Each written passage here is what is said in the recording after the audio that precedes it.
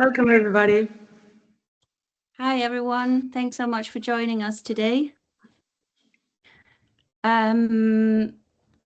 Just going to briefly introduce myself. My name is Vera Zurbrück. I'm an independent scholar. I finished my PhD about a year ago, and I'm also an artist and a curator.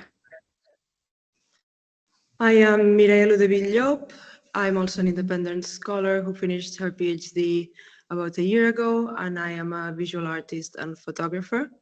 Vera and I met about 2 to 3 years ago in a conference in Edinburgh, a conference about archives where we discovered that not only were we doing the same PhD course at the same university, the London College of Communication, but we were both working with personal or inconspicuous objects, such as personal objects or postcards, among other objects in the case of Vera. And I was very interested in that fact. So I suggested to Vera that we should collaborate to explore the idea of irrelevance and how it is present or it can be made present in each of our works and in the field of memory studies. So this is a reflection of this coming together and the process of this collaboration. Just to say briefly, thank you so much to the MSA for having us and letting us do this event. And I'm just gonna give a brief overview of what we're going to do over the next 1.5 hours or so. So we'll both present our practice-based research, and then we'll discuss how our research relates to irrelevance. And sorry, Mireia, I think I have a bit of a echo.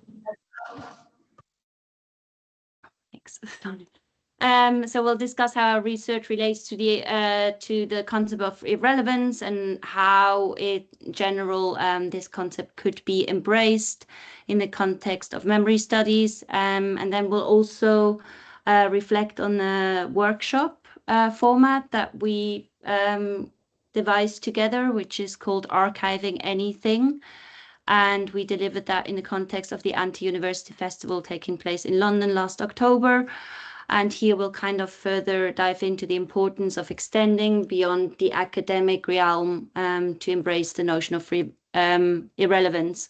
But we are also very interested in how different perspectives and interpretations of irrelevance feature in the context of your research. So for the last 15 minutes or so, we will share the questions that were the foundation for our dialogue.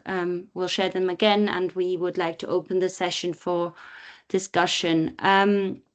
So we were told that you can add your questions throughout the event in the Q&A box, and at the end you will also have the opportunity to turn on your camera and your microphone if you'd like to ask your question directly, or participate in the discussion that way. So I'm just going to start with the presentation of my research, and it's about my practice-led PhD, which was titled Articulated Absences and Silenced Souvenirs, Exploring Switzerland's Involvement in the Trading of Nazi Gold Through a Counter-Archive. And as Mireia already said, I conducted the research at the London College of Communication, and as I also already mentioned, it completed it in January 2025. But before I will talk about how I kind of used an artistic approach to engage with the topic of Switzerland's involvement in the trading of Nazi gold, I would like to give a brief overview of the historical framework of the research. So gold played a significant role in the financial transactions during the Second World War, and Switzerland functioned as a hub for these gold trades. Nearly 80% of all the gold delivered abroad by the German Reichsbank went to Switzerland, and therefore, it becomes kind of evident that the Swiss played an indispensable role for the Nazis, considering how much gold actually ended up in Switzerland. And especially from 1942 onwards, they became the sole buyer of gold from the Third Reich, after all the other neutral countries stopped accepting the Nazis' compromised gold. However, this complicity with the Third Reich was concealed after the war, and the Swiss government constructed an official narrative. And in their narrative, they foregrounded humanitarian aid and also celebrated the sacrificial efforts of the Swiss army as the reason they were not invaded by the Nazis. And this so-called patriotic wartime memory played an identity-forming role for the Swiss, because to this day, Switzerland is generally perceived as neutral and innocent.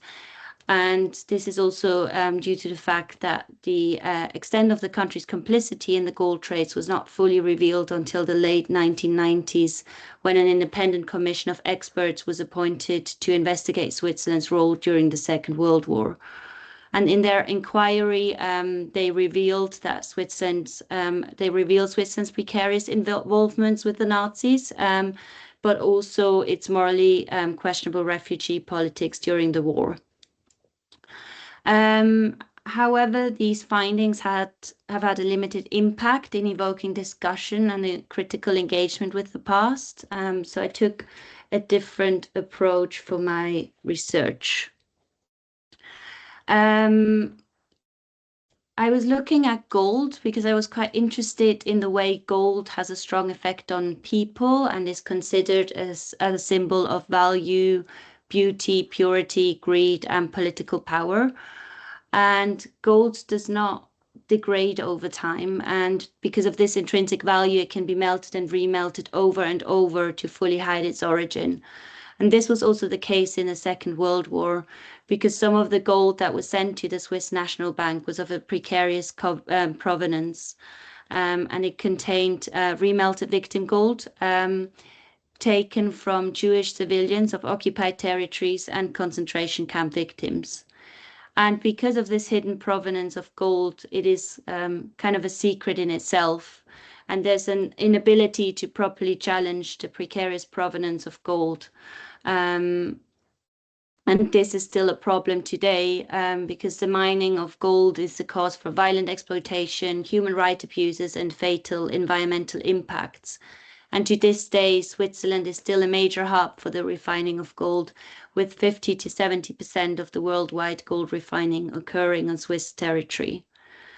And because of that, I also situate the research in a contemporary context because of Switzerland's persisting neglect to consider the ethical implications in the trading of gold. And for my practical research, I was drawing on the idea of an aesthetics of the secret, a concept which was first introduced in 2014 by Claire Birchall. And the reason why I was interested in Birchall's theory is because this historical moment that I'm engaging with is difficult to visualize. And it's among others that in these contexts, Birchall argues that we should engage with the secret as secret. So her concept of the aesthetics of the secret builds on the idea to facilitate an aesthetic experience of the invisible, to encourage a critical engagement with the various political layers and hidden power dynamics of the secret. And according to her, this will allow us to form a more radical political response to governmental secrecy, basically configuring it as a tool of control. And to explain her concept, Birchall has drawn up a map of the different categories, moving between the distribution of knowledge and the distribution of the sensible. So you can see here. And in the category C, the one that is marked up on this slide, this is where, according to Birchall, an aesthetics of the secret is possible. And she also refers to it as the known unknown or the open secret. And here Birchall distinguishes between different kinds of open secrets. So the definition of the open secret that is applicable in the historical context of study describes a revelation of the secret, but this revelation has not achieved a great impact in relation to what it has revealed.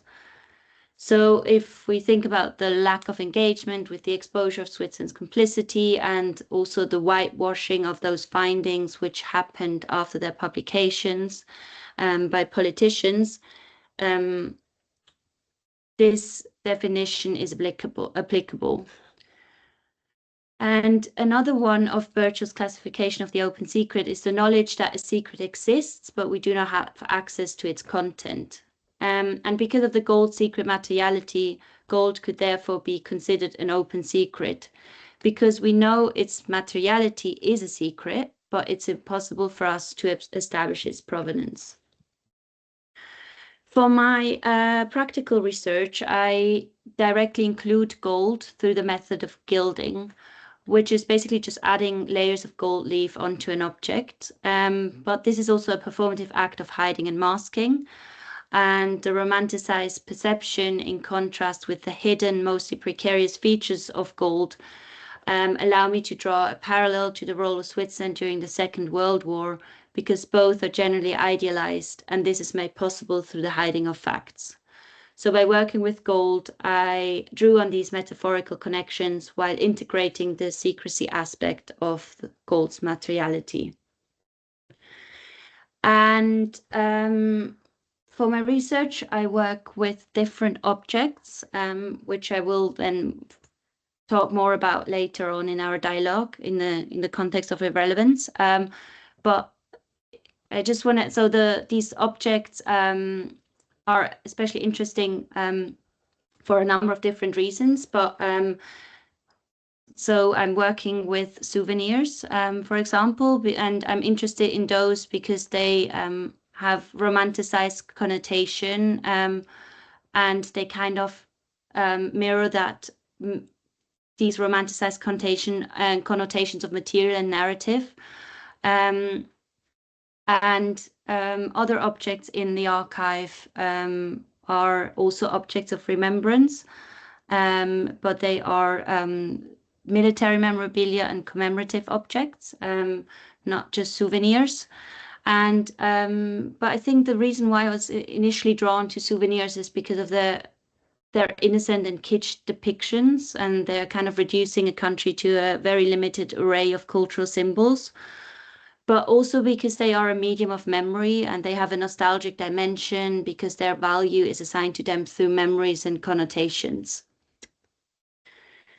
And then the commemorative objects, they kind of, these objects further situate Switzerland's wartime memory in post-war Swiss culture.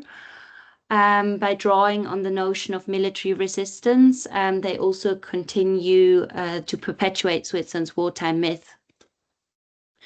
And the military memorabilia, so they are in the counter archive, they are kind of drawing on the personal memories of Swiss soldiers serving during the war and how the perception of their role was influenced by Switzerland's patriotic wartime memory. And these everyday objects have become more significant because they are invoking positions of heroism because of the dominant narrative, and they depicting the soldiers as the saviors of the nation. And the objects in the counter archive are not only connected because of their cultural symbolism, but also because of their representation as an absence of memory. And Marius Quint wrote in his book Material Memories the following, quote, "Objects stimulate remembering, not only through the deployed mnemonics of public monuments or mantelpiece souvenirs, but also by the serendipitous encounter, bringing back experiences which otherwise would have remained dormant, repressed, or forgotten," end quote. So coming back to Birchel's concept of an aesthetics of the secret in relation to their original mnemonic purpose, these objects are themselves open secrets. They are not evocative symbols anymore because, as Quint has pointed out, this serendipitous encounter that is supposed to bring back the dormant memory is lost once I acquire these objects over reselling platforms like eBay. So their main function has vanished, kind of giving them a hidden quality. And because of that, these objects are not only a symbol for the romanticized subjects and idealized depictions of Switzerland, but also a metaphor for an absence of memory. And in the context of my research, I have introduced the term articulated absences to describe their duality of a tangible presence and a mnemonic absence. And to kind of further counter and disrupt the archive, I also did not follow the widely accepted archival guiding principles of provenance and original order. And instead, I ordered the objects in collections determined by financial value to further mirror the focus on economic gain instead of ethical consideration. And this way of ordering also correlates to the unknown provenance of gold and the unknown mnemonic significance of objects I acquired on e-selling platforms and contextualized in the counter archive. And because of that, I was kind of trying to mirror the lack of ethical considerations by Swiss governmental officials and the Swiss National Bank when accepting the compromised gold from the German Reichsbank. And the information of these catalog entries mirror the transaction records that I found in the archive of the Swiss National Bank when they documented the acquisition of gold bars from the Nazis. So they include reference code, date of acquisition, and weight and value. As it stands, the counter archive holds about 32 objects, and to kind of further reference this this notion of hidden in plain sight, they are stored in safety deposit boxes, old bank safety deposit boxes, and the counter archive, I devised this concept and for it to kind of provide a space to draw attention to the memory gaps brought about by the ideological underpinnings of historical knowledge production. And it presents a means to critique how institutions collect, order, and store information, and essentially what of that data is made available, what is obscured and excluded. And in this archival context, the collected objects are not only articulated absences, but themselves they also signify or articulate absences in the archive. So they represent the hidden and draw metaphorical connections to the holes in national memory to provide an alternative access to unpack Switzerland's constructed narrative and challenge its national identity. And maybe I'll, in the dialogue, this is just, there's another picture of how I presented them in an exhibition in December 2024 at the Library of the London College of Communication, but maybe I'll just leave that out for now and we can come back to it if we have time in the dialogue. So I just want to say in conclusion that the counter archive critiques the status assigned to archives as a place of evidence, while kind of configuring it as a space of exclusion and the unknown to pay reference to the power dynamics that are involved in historical knowledge production. And I just want to stress that it's not the purpose of the counter archive to provide answers, but to invite questions in order to hopefully find a more, what Birchall calls, radical political response to engage with Switzerland's past while facilitating a critical engagement with its present. So I'm just going to hand over to Mireia.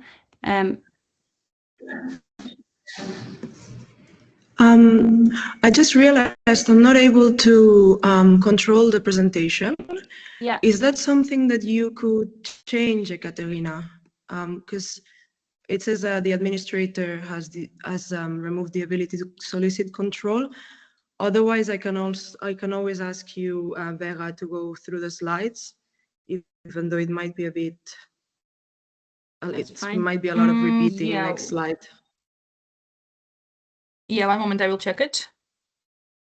Mm-hmm. That's actually strange. Wow. Well, I think it's better to just to move slides because I don't see any. I don't know why it doesn't give you an opportunity. Yeah. Cool. Well, that's not a problem. In that case, I will ask you. You can just tell me. Sorry? Perfect. Cool.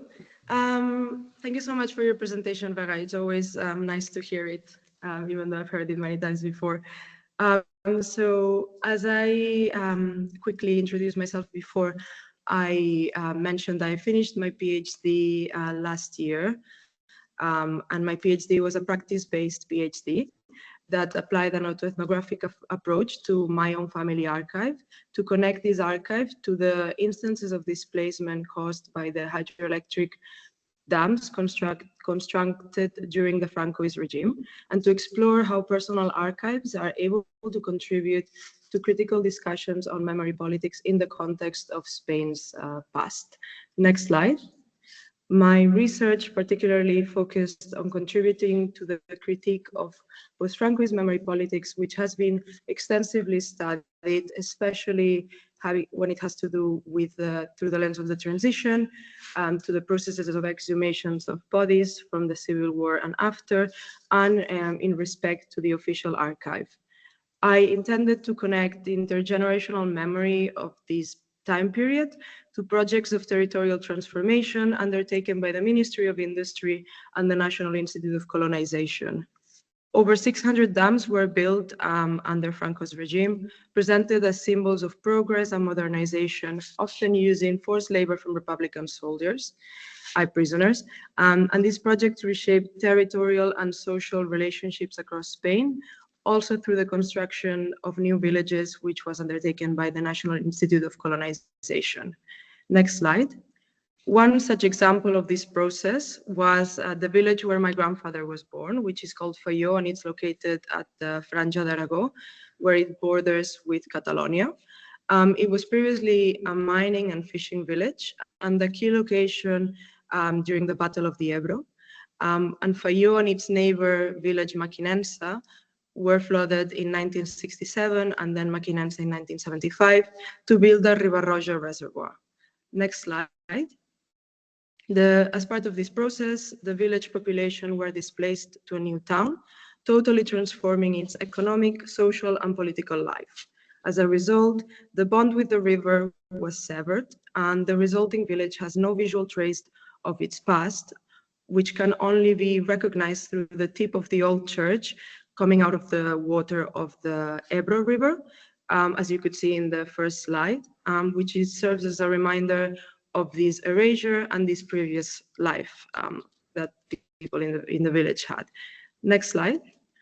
My grandfather never spoke about this event, and in my family, this silence and absence of knowledge became the center of his memory, as well as a very important part of the family narrative. Despite spending every summer in the new village, I only discovered this history through his photographs, which were collected in his archive. Next slide. The archive contains over 5,500 photographs, which are mostly color slides taken between the 1950s and the early 2000s, but especially after the 1970s.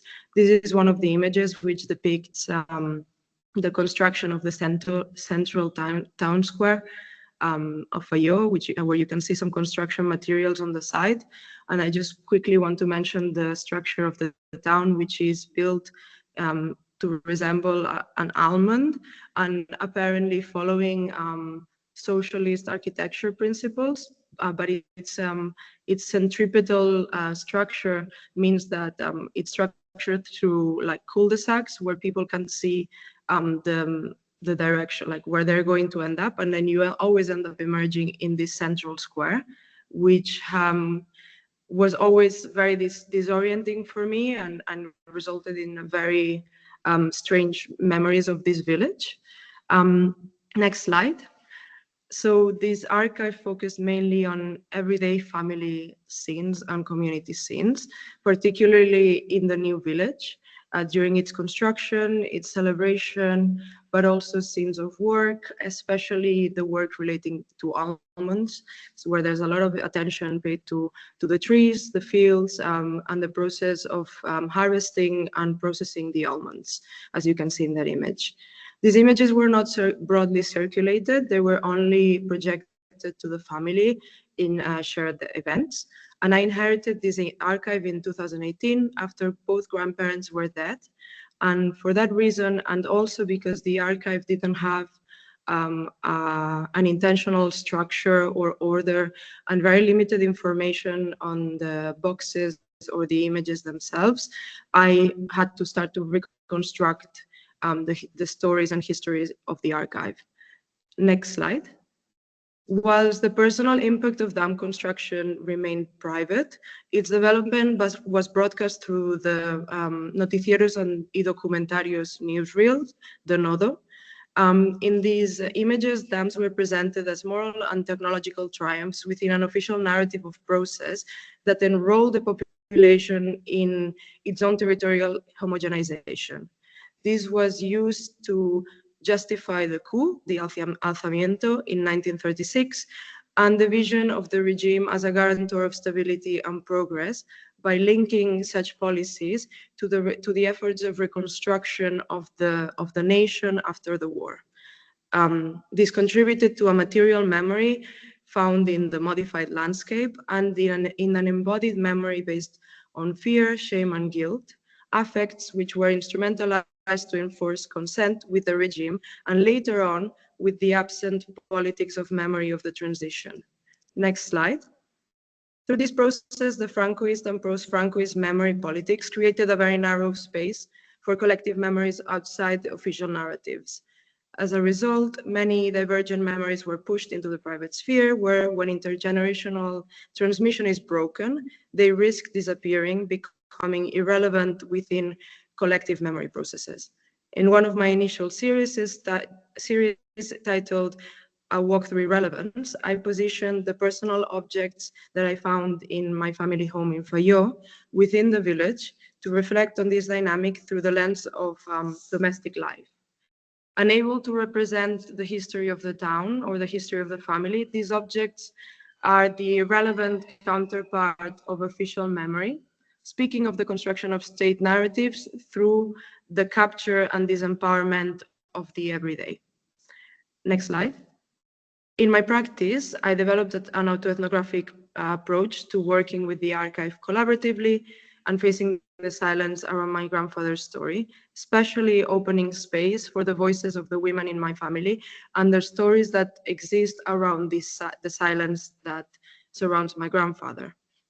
An autoethnographic approach to my practice also enables a visual and ethical negotiation of the production and transmission of this past within and outside the family. Putting myself at the center reflects generational dynamics within Spain and enables reflections on the difficulties of facing the past and the attempts of building certainty within these fragmented materials. Next slide. I'm going to now show some examples of my practice. One of these examples is a series called My Grandfather Was Born Underwater, where I enlarged positive transparencies of the archive in the darkroom, which resulted in inverted images that allowed me to display these photographs without focusing or revealing the faces of my family or the population depicted. These distorted images unsettle the expected family scenes, which lose an appearance of cohesion and become fragmented. And this intervention on the family photographs helped me begin to circulate these images and their history, whilst I continued to gather testimony within the family, and I continued to develop especially the ethical part of displaying these photographs, without also reproducing the established image of family life that the regime had also sought to produce. Next slide.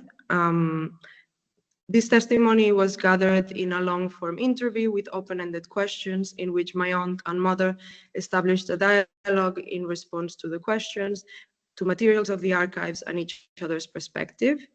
I wanted them to be able to decide exactly how to respond, which degree of information to share, instead of relying on our personal connection to be able to extract information from them. And I also wanted to see the differences between each other's perspectives in the context of a dialogue.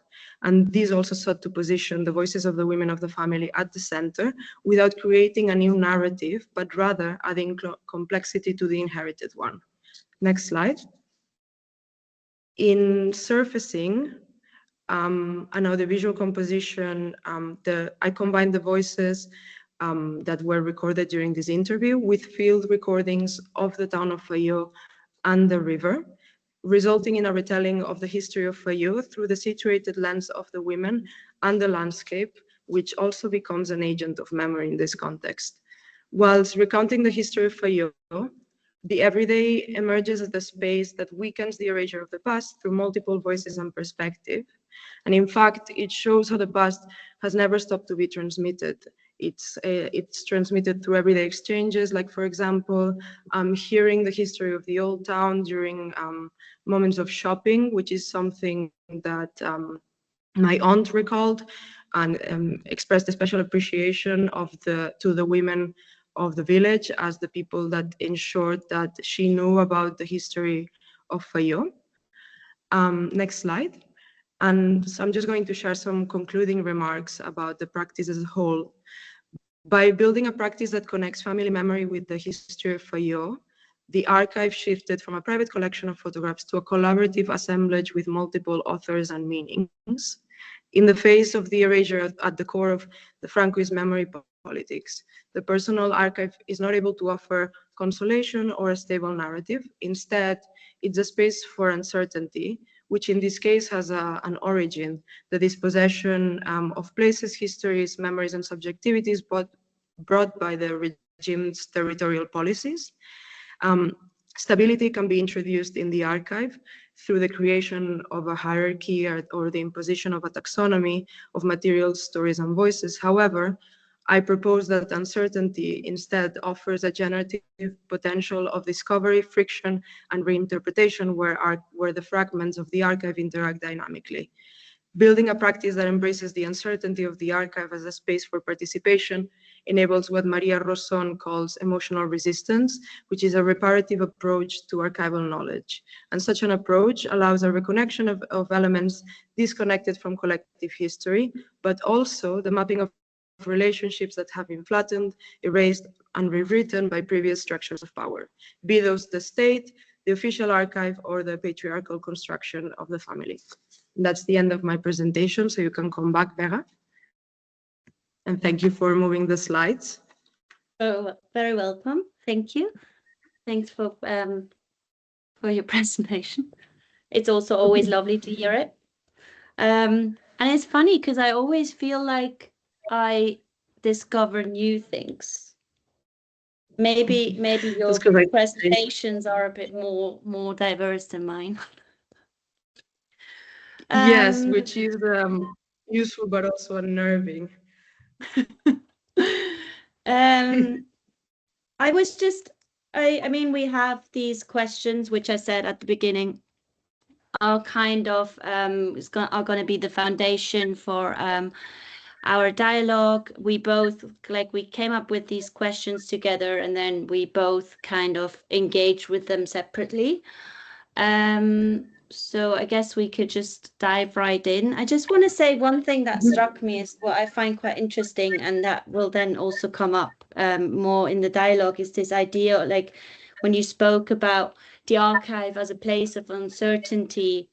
And I find it quite interesting because the way that I'm working is the archive as a place of absence, and it's kind of yeah, how we both are coming at the archive from like negating it in its very function as a place of historical certainty and presence. It's just something that just, yeah.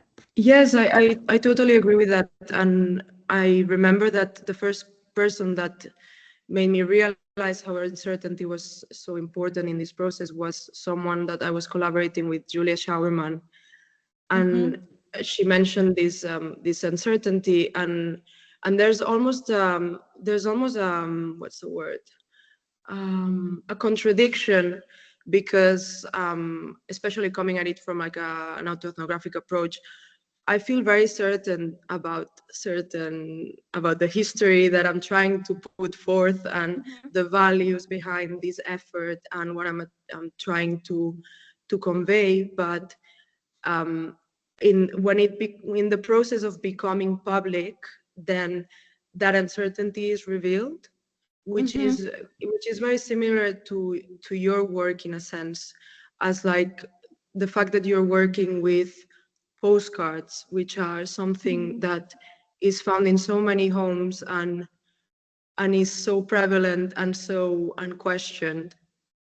I think it also reveals this kind of contradiction of something so Mundane. so so mundane, and for that reason so clear, no? Like there wouldn't be anything hidden in a postcard, or there wouldn't be anything hidden by a postcard, but you really use that. Yeah, because especially like that's also something that I found really interesting in the research, is that a postcard is the probably, like, you know, at the time, one of the like the most open way of communicating, because it's not really private. Like, you're sending a private message, but it is visible to everyone, right? You don't, it's not in an envelope, it's not covered, it's kind of right there.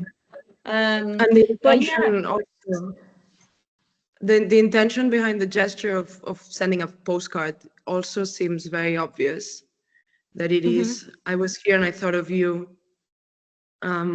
you're important and I want to share this with you.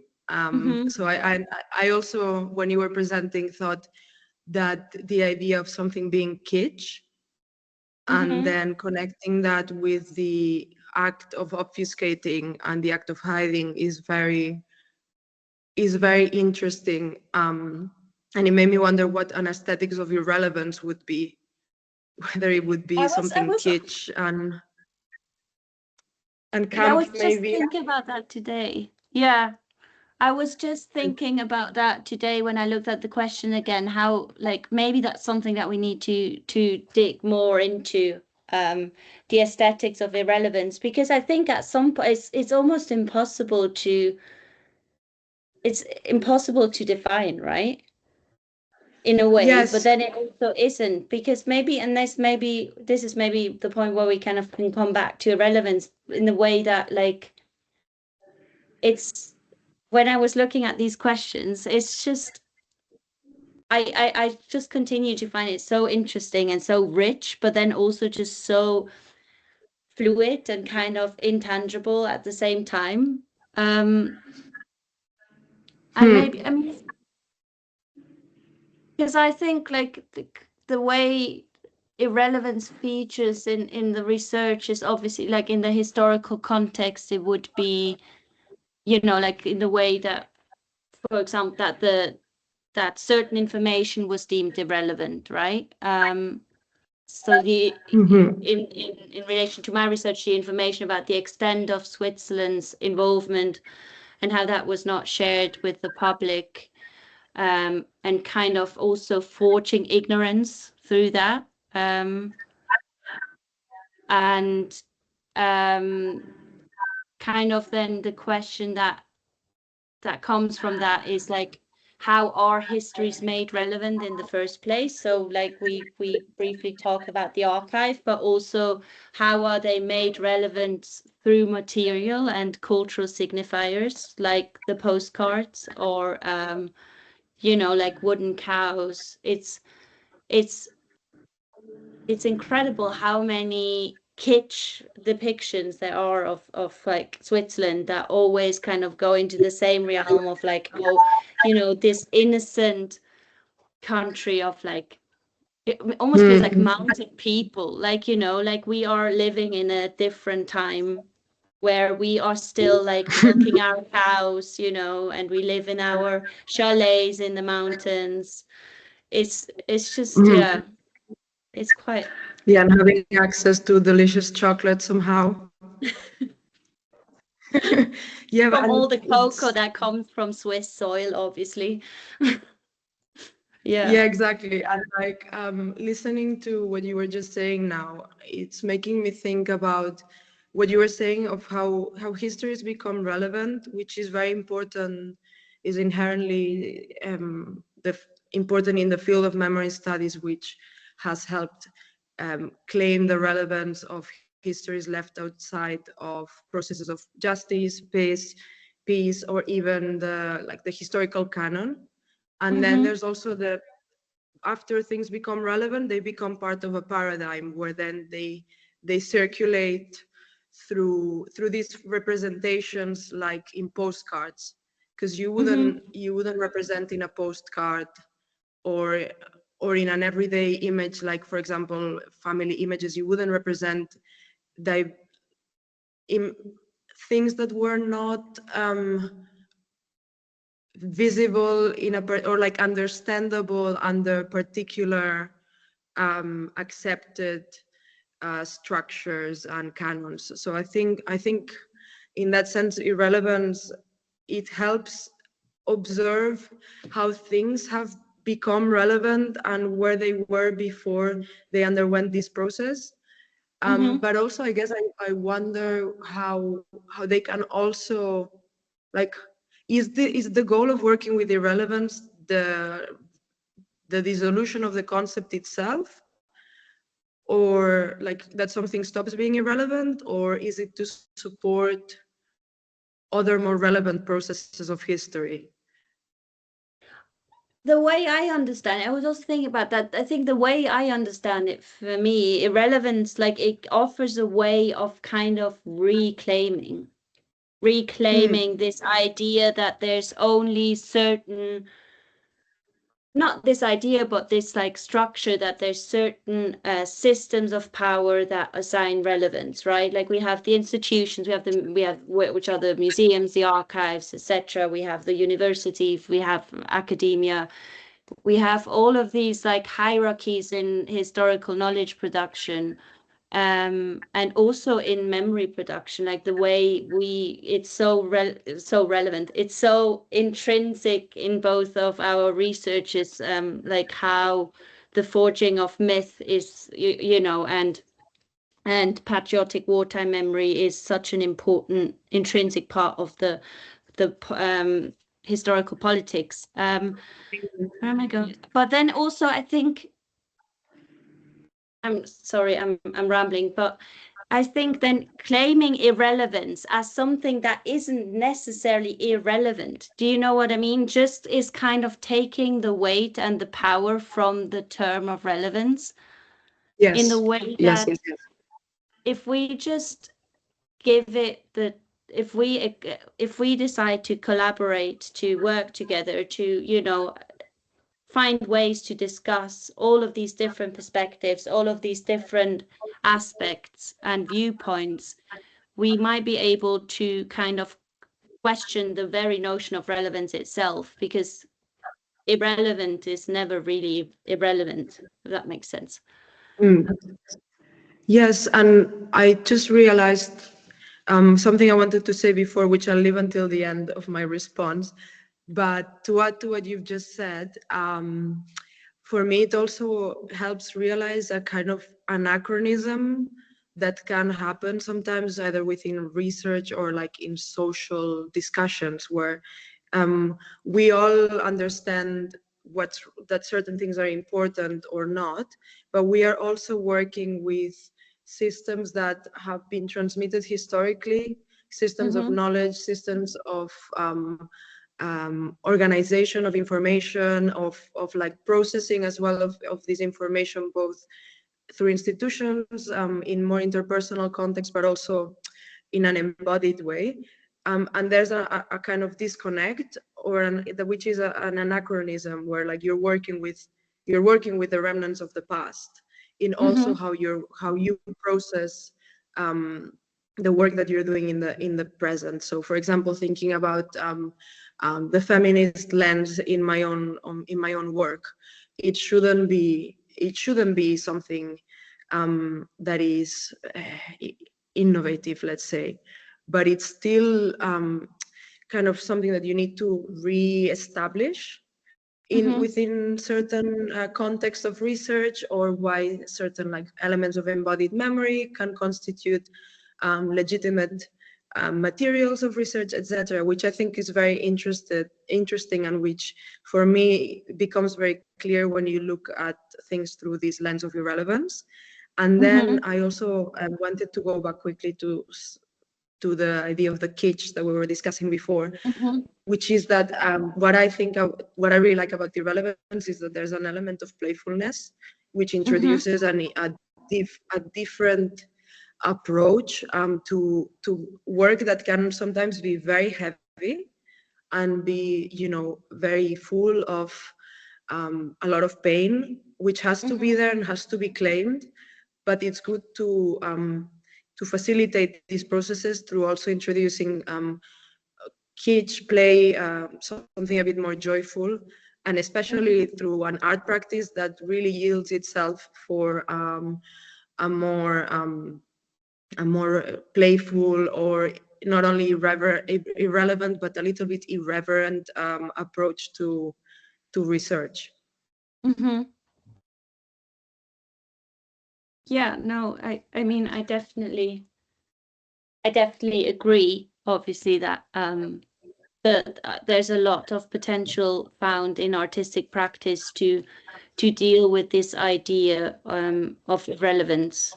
And also something else I was thinking about, and that's quite important in my practice, is this idea of refuse. And it's also in our title, History's Refuse, how the active, like deeming something irrelevant is also an act of refusing something. And I think in the way that I'm working with objects, also why I find those quite interesting. I read them as these mnemonic absences, but they are also in a way refused objects, because they were their financial gain kind of outweighed their mnemonic significance. So this idea of refusing is then also not, it's kind of, it can be, and there's loads of artists that have worked with kind of this notion of refusal. I was just thinking today about Onyeka Igwe. I'm not sure if you're familiar with her work. She's a filmmaker. And she did this really amazing project, which is called No Archive Can Restore You. Which I've heard that before, yes. Which, yeah, so it's drawing on the title of, was it Juliet Singh? I think a book titled No Archive Can Restore You by Juliet Singh.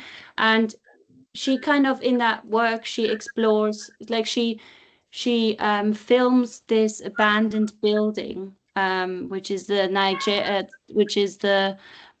kind of the former Nigerian film unit building. So she kind of films the rooms of the colonial film unit, and it's the room is kind of like abandoned. And it was the first self-directed outpost of the British visual propaganda, and the building is kind of abandoned, and she films this room, and there's all these remnants of like films that were used by the British colonial forces for the propaganda, and they are just kind of left behind to disintegrate, and they are in those like rusty celluloid film cans, and there's cobwebs, and there's like dust everywhere. And it's so interesting the way she looks at it as like an archive that has been refused, but then also how that symbolizes a history that is refused and that is not engaged with. And the images are this kind of documentation of the room, and then for the sound, she imagined the sound of these lost colonial films to kind of explore the sonic shadows that are persistently generated by colonial film. And it just makes me, I guess it makes me think of how these like quite subtle ways of recontextualizing or presenting something have like a way of then serving a bigger critique of these structures that manufacture relevance, essentially. Yes, and how these are active and passive structures to allow something to disappear.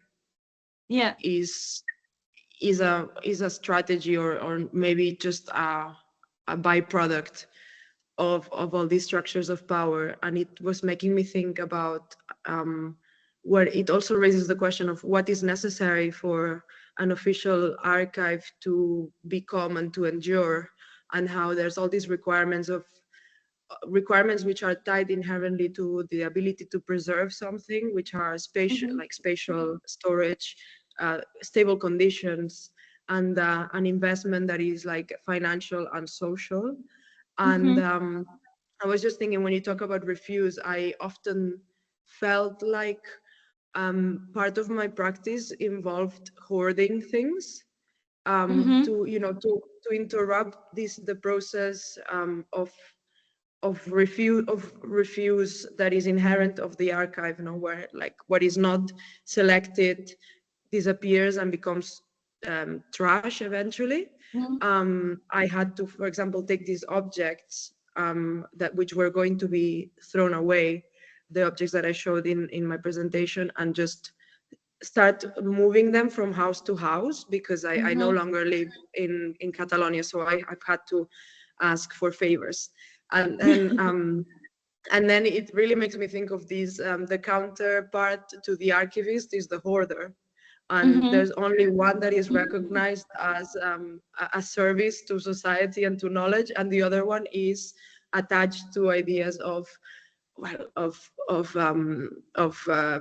poverty and so on. And it's quite an interesting it is quite an interesting role to inhabit sometimes.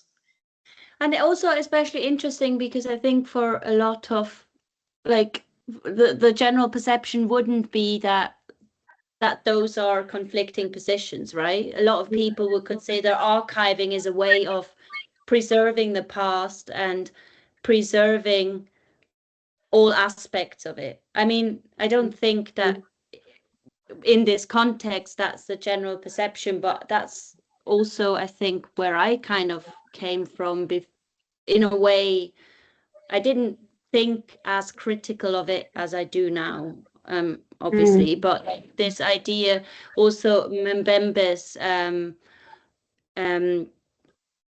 writing The Power of the Archive and its Limits, where he writes about that the archival process is always selection and discrimination. So the archive is defined in as much by presence as it is by absence, in as much as by what is there and what isn't. So what is deemed irrelevant, like the selection is what is deemed relevant, and then the discrimination is what is deemed irrelevant.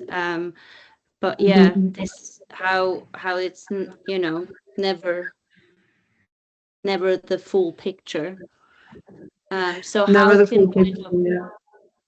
Looking at these irrelevant or what is deemed irrelevant pieces, how can that serve as a lens to find a more conclusive, maybe not conclusive, but a more full picture, like, of the past and of memory? Yeah, that's interesting, because I guess that is the impossible task, like the map is not the territory, and it can never be. There will always be something that is excluded. And thinking through these questions and imagining this process of irrelevance, it almost appeared like a fractal process where like new irrelevance emerge, and it both expands outwardly and it goes into the micro, which is, yes, it's an interesting image. But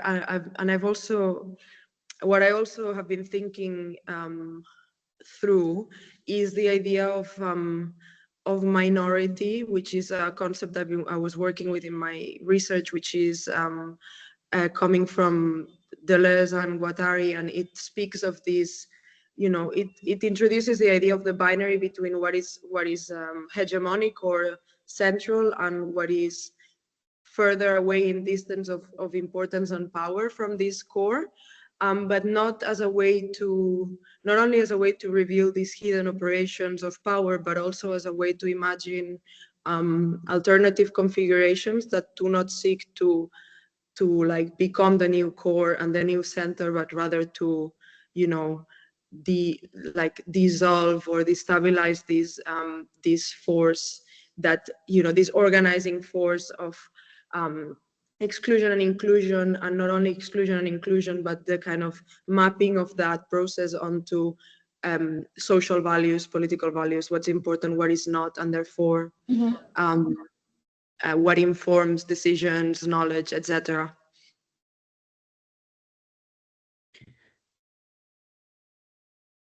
Sorry, I was just taking notes. The alternative concept, that's also that makes me think then of the like how important it is, and maybe also one of the questions that we engage with, how important it is to find these kind of alternative spaces that are outside these discussions, that are you know, outside of the academic realm, you know, in like creative and community spaces, and where kind of nobody's memory is deemed irrelevant. I mean, this is a very romanticized perception of, you know, creative and community spaces, but in a way where there's like the hierarchy is a lot flatter. Like there's not these. It's just also the incentive to share and the way to appreciate each other's memory, and also what you said about the micro and the macro, how irrelevance is kind of, it is so is omnipresent, but how like the micro kind of in the personal irrelevance is found in the personal as well. And I guess the way that we work with these personal objects that can then become symbols for this larger narrative, or countering this larger narrative.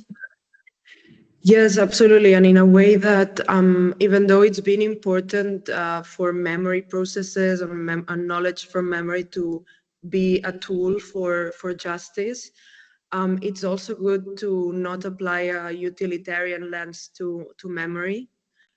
So what you were just saying, really like working at it from a more horizontal approach can help achieve that or get closer to that, which I think is actually a nice way to transition into the next step of our the next stage of our presentation.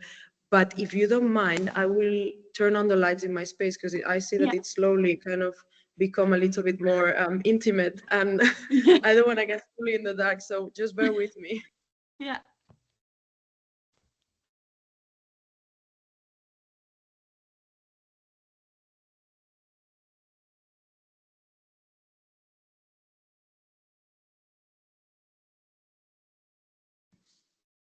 I'm back. Hi. Yeah. Shall we go to irrelevant encounters? I just quickly want to say to what that when we talk about the academic realm, also in the way that memory works takes place in so many different, I think it's just important to stress that we don't have the perception that memory work is only happening in the academic realm. Obviously, it's happening constantly and it's omnipresent and it happens everywhere. And there's really like there's contexts which have been so important and fundamental in resisting certain memory politics. Okay, so irrelevant encounters.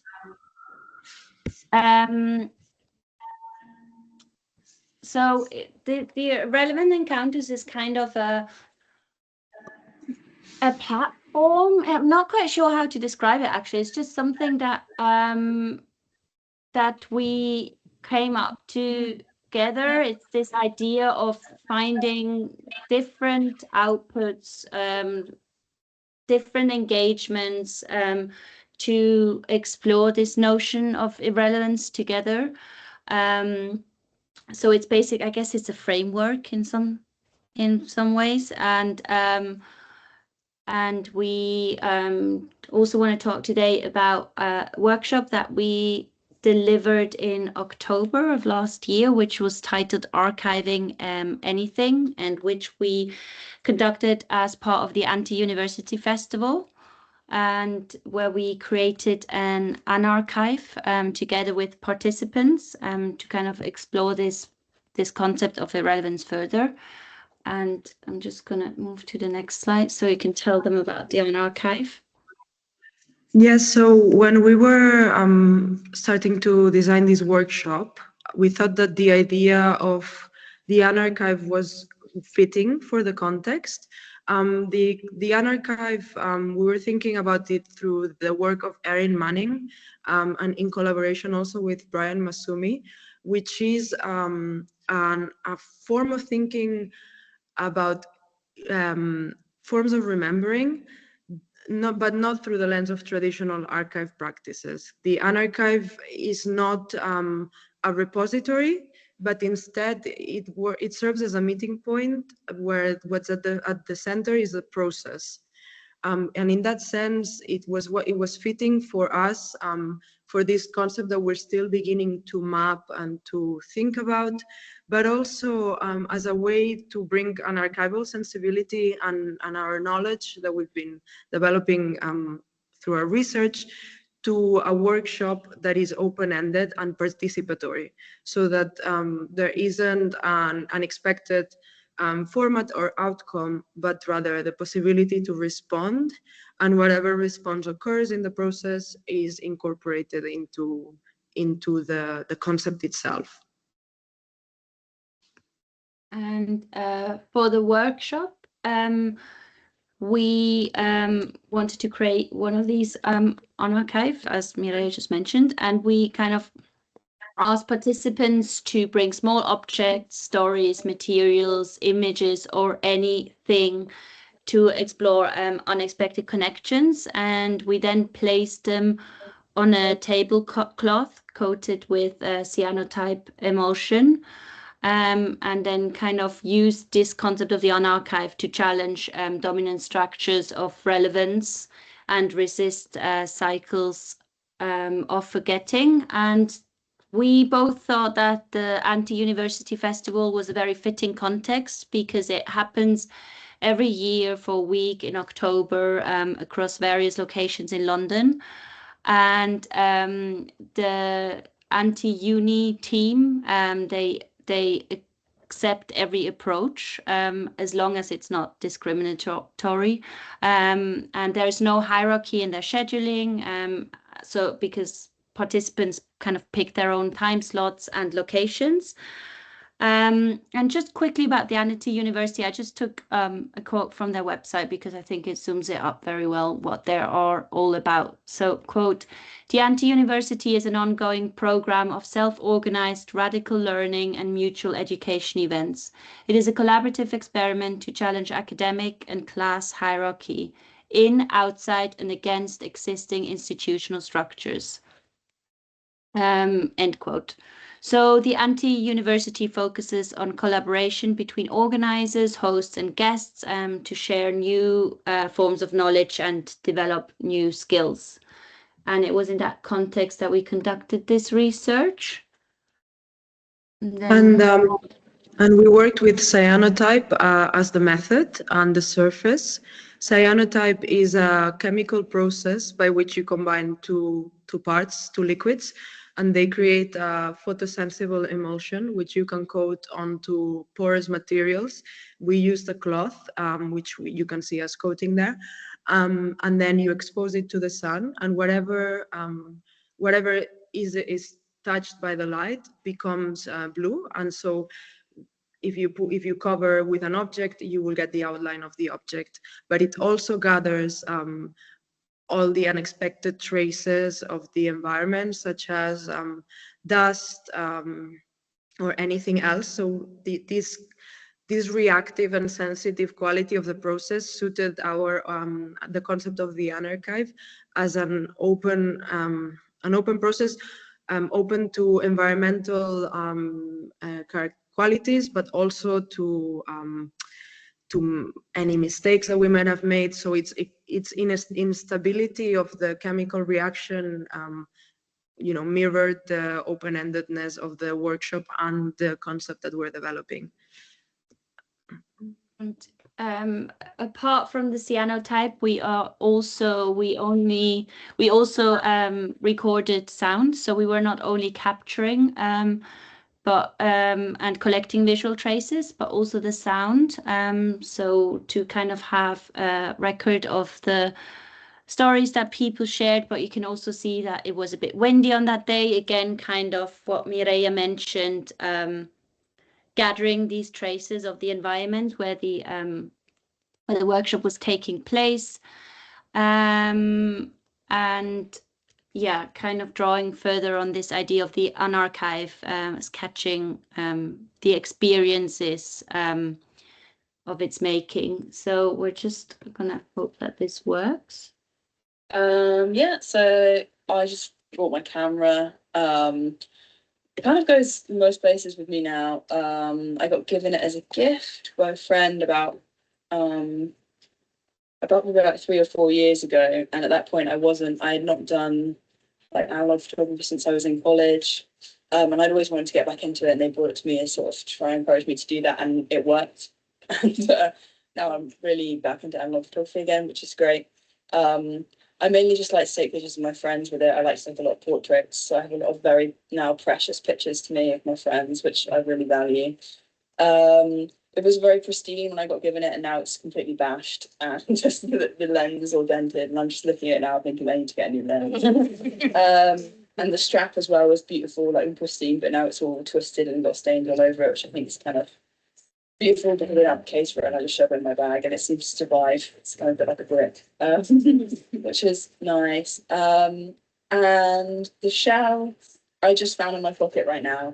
So that was nice. I think it's from when I went to Hastings a few weeks ago. My partner's parents live there, and I feel very lucky to be able to go there. So I don't have much contact with my family, but it's a very restful place to be able to go there and be by the sea. And it's always a very healing time whenever we go, and I feel like incredibly grateful to be able to have space to read and do that. So, and I just love those shells so much, especially when they're broken and you can see the insides of them. I think that one kind of looks like it's from outer space or something. But yeah, those are my 2 objects. So this was just one example from one of the participants who shared 2 objects of the Unarchive, and then I'm just gonna have a look at the documentation. So yes, you can see people brought personal objects of various origins and significance, and they placed them on the cyanotype cloth and then discussed, and then we were hoping for them to also bring other like memories or narratives or stories into the mix and have their own conversations. What else do I want to say about this? We also explored the process itself, and people drew on the tablecloth, making unexpected connections or just capturing whatever thought or a fragment of conversation they wanted to write down. We were also hoping that would then allow us to then work with the cloth as a memory device itself. And then if we go to the next slide, we can see how we did individual that's the writing. Actually, here you can see it much better. Yeah, sorry. No worries. It was my. No, I just forgot the order of the slides. Yes, so that's on the right hand side. That's on the left hand side. That's the start.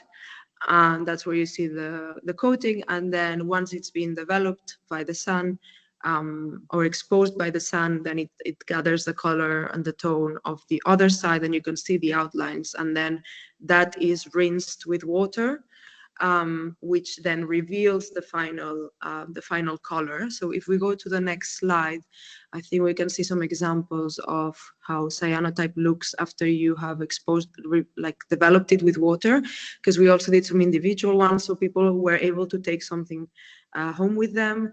So yes, the result is you know, a deep cyan color material.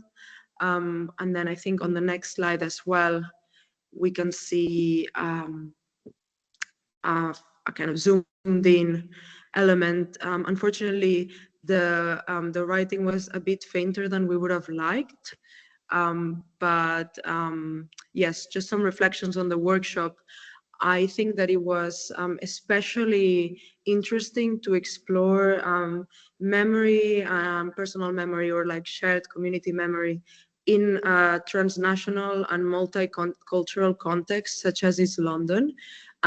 So in that sense, it's very exciting to be able to work with concepts that emerge from like archival knowledge or memory studies in a context that is goes beyond or ignores in a way like national borders such as that. And so in that sense, it is quite a well-fitting workshop. And it also brings people together that would have otherwise not met and prompts us to think about the everyday impact and contribution of memory perspectives, especially in the case of this workshop, through this idea that cycles of forgetting are, of course, inscribed in everyday life, and they are forgetting is a part of remembrance, but they also are so entangled with cycles of media distribution, political cycles, etc. And in that sense, is there a way to slow down or arrest or stop for a second these processes and create, you know, a space where like a particular moment is recognized through this workshop structure. But this is also something that we are continuing to develop. So I think there's going to be some next steps to our workshop. If you want to share that, Sarah. Yeah, so we are thinking about how irrelevance could be mapped through such iterative workshops, and how we could engage with different aspects. So the forgotten, the refused, the personal, the theoretical, etc., etc. And we find it is a very generative concept, that it has several strands, and so we are writing about it, and we are also thinking about a publication, but always with a focus on collaboration and exchange, because we think it's very important that the way we think about irrelevance is that it's very incomplete in its definition, and it probably will never be complete, but it very much aims to embrace diversity of perspectives and stories and memories that exist. So we don't, we want to obviously bring that into this idea of what it could be, and how this is constantly evolving and changing, this kind of amorphous thing. Yeah, so on that note, we'd also be very interested to have a bit more conversation with you. I'm just gonna put the questions again, if someone wants to respond to any of these in relation to their own research, or maybe I'm not sure if we've had any questions. I haven't really followed the Q&A. There seems to be there's some stuff in the chat. Yeah, just see that.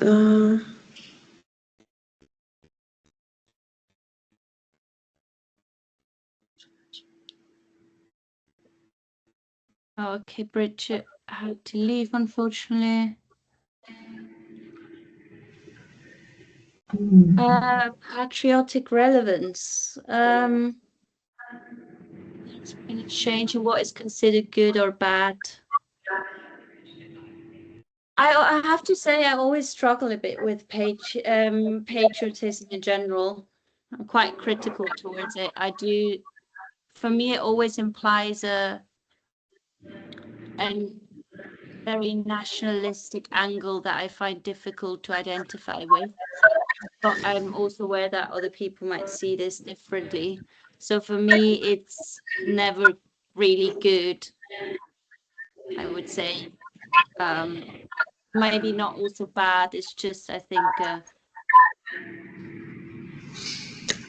for me, patriotism kind of forfeits the criticality that is important to engage with own like country. I don't know. I think I agree with you, and I think patriotism has been useful to enroll people in instances of conflict, but also then to make as a way to make sense of that experience. So I guess it does open the question of how do you resignify the experience of having been involved in an armed conflict and what that can do on an individual and collective level, without then resorting back to a somewhat uncritical or even in some instances reactionary patriotic justification. So yeah, I mean, I obviously don't have an answer to this either, but it is definitely a very interesting question. I was also just thinking about it now that we talked about this, how your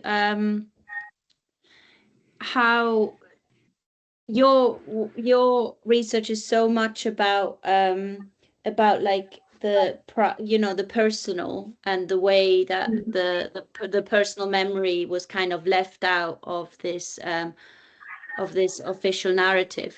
And in the context of Switzerland, there was quite a lot of critique after the independent commission of experts was kind of publishing their findings, because there was critique that they didn't include any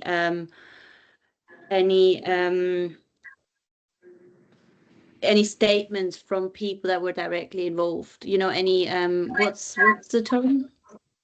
Testimony? Testimony, exactly. I could only think of the German word. So, but then it's interesting, because if they would have, it would have been so, like the narrative that was fed, for example, to testimonies. If you would think of testimonies from the soldiers that served during the war, the narrative that they were fed is that they were the savior of the nations, and without them, Switzerland would have been invaded by the Nazis. When behind closed doors, there were all of these gold transactions taking place that would have not made it very lucrative for the Nazis to invade Switzerland in the first place. So I was just thinking of that. Yeah, definitely. Personal experience. I mean, at least in my work, it's not like it's not there to replace official historiography or documents or anything like that. But I guess it is important to think about it from the perspective of how do you build a more democratic, for lack of better word, approach to the past and to history. How do you build a more democratic approach to knowledge? So in that sense, how do you how do you build transparency, incorporate the nuances of working within personal experience, also, to be able to hold the complexity of making sense of an experience of histories which are very layered, very contradictory, filled with a lot of pain and other things. So I think that's where I would position personal experience as like an element, as like a node in a more layered constellation, so to speak. Just another, like, a perspective that is obviously really important, as the whole idea of kind of irrelevance, this where it kind of comes from. But then how it can also then maybe show us how, like, maybe not show us, but maybe like let us realize how our own like views and personal opinions and memories are so heavily impacted by these structures of knowledge production, at least in like yes, and by the working of memory itself, which is always an act of remembering the last time you remembered, or like, it's always a a recreation of the past in the present, and in that sense, being so active and so entangled with other like functions such as imagination and feeling.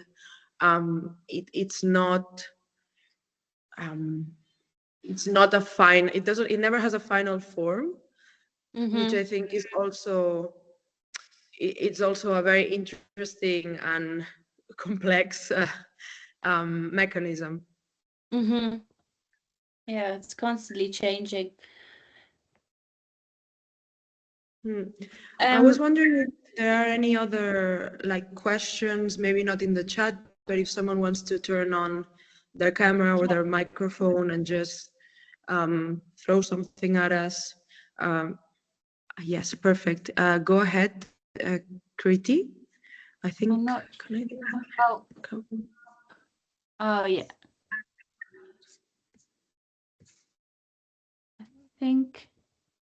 I think you. Oh yeah. Hi guys. Perfect. Congratulations on the presentation. It was really informative. So thank you so much for that. I just wanted to know a bit more about the term Julia used, articulated absences.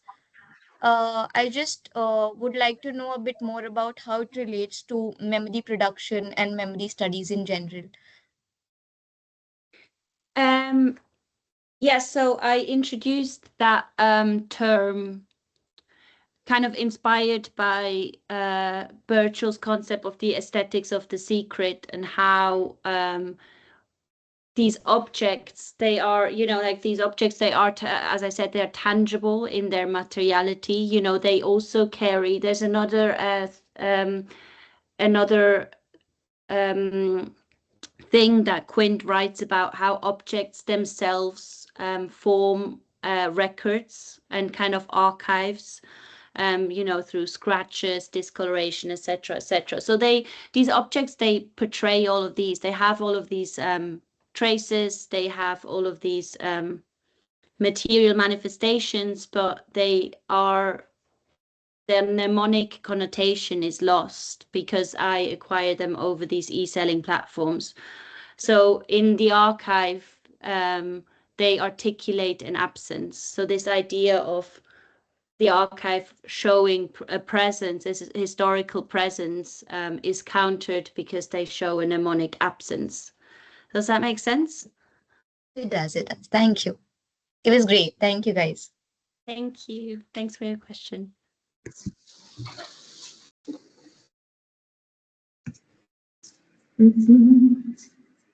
Do we have another question or a comment or anything?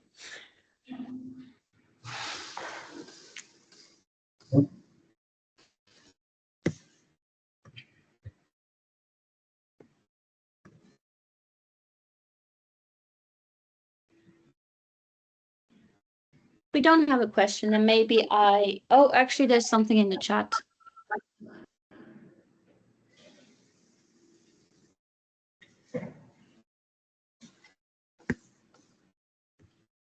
Okay, thank you, John. I actually wanted to ask you something in relation to irrelevance and this the way you engaged with your family, looking at this archive. Have you ever found that? I'm just thinking about this role of the archivists, right? Because in some way that was something that I had to take on in building this counter archive, and this idea of gathering the irrelevant, but at the same time creating an archive is, as we've established, a process of deeming relevance to some things while disregarding others. Have you ever, in relation to that, have you ever struggled with this idea of your own positionality within that, and the contradictions that you mentioned that are an inherent part of the research and are really important, but at the same time Not very good at formulating the question, but do you see where I'm going? Yeah, for sure. Yes, it's been essential in the process. I mean, how do I start? Where do I start? Yes, I've had a lot of questions about my own positionality, and working within an autoethnographic instead of an ethnographic approach already recognizes the importance of positionality not only as a source of knowledge but also as a place from which you can question and reflect on your own biases and assumptions on whatever process, research process you're engaged in. And in my own case, this was very much reflected in my writing process, which required several stages and the combination of several elements. But not to get stuck into that, what I would highlight about is that what I thought is that it reveals operations that happen in most historical inquiries, but are not usually so present at the forefront, and not from a position of denying or criticizing positionality or bias. I do think it's good to be aware of your own desires and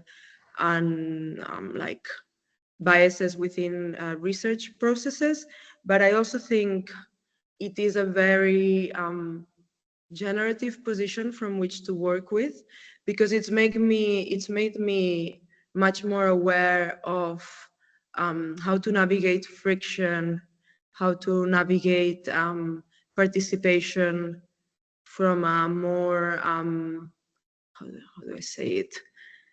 From a more aware perspective or position, I guess, and also especially in a context where, like, one of the core narratives in the transition in Spain was the shared responsibility of both sides during the Civil War, which relied again on this the shame and the guilt that people who had experienced that had felt. This has also made it very difficult to engage in certain of the more difficult or complex conversations in memory processes. And I think positioning myself at the center, where there's the entanglement of the history, but also each one of my family's agendas or biases, etc. It reflects the deep difficulty that this memory work involves in Spain. And I think it's especially interesting when thinking also about the connection of Spanish history, for example, with its colonial past, and what should be the role of that memory within other, the national memory and other such what's the word, threads that can come from these research. But I will stop rambling now and leave other questions to emerge, or I guess finishing remarks. You're not rambling. I find it very interesting. Yeah, I mean, we're kind of at the end, I guess. Is there any? Oh yeah, I just saw something in the. Oh yeah, that's it. I guess we can. Yeah, nothing. I was just going to say we can share a contact in case anyone has questions that emerge or come up after the end of the session. So you've got our email addresses. Or if you're interested in collaborating, etc., can just email us. Yeah, I guess the conversation is definitely ongoing, and it was very nice to kind of share this space with with you, Mireia, and with some of you who have joined us tonight, or where I'm not sure what time of day it is, wherever you are. I always struggle with the time zones myself. But yeah, so I guess that's, we're at the end, and it was really lovely. Yes. Interesting.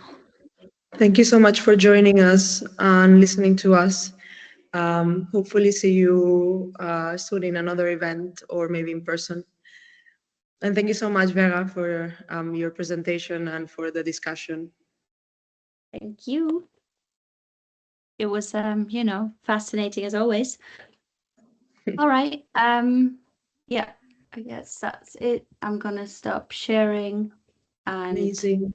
yeah, I'm not sure if what we're gonna do now. Are we ending the event? Yes, I will end the event, and later you will can find a recording of this event on dMSA official resources. So it will be, yeah.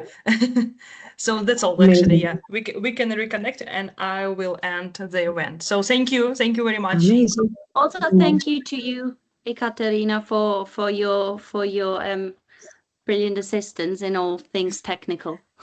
Yeah, you're welcome. Okay, thank you. Bye. Thank you. Bye. Thank you so much. Bye, everybody. Bye.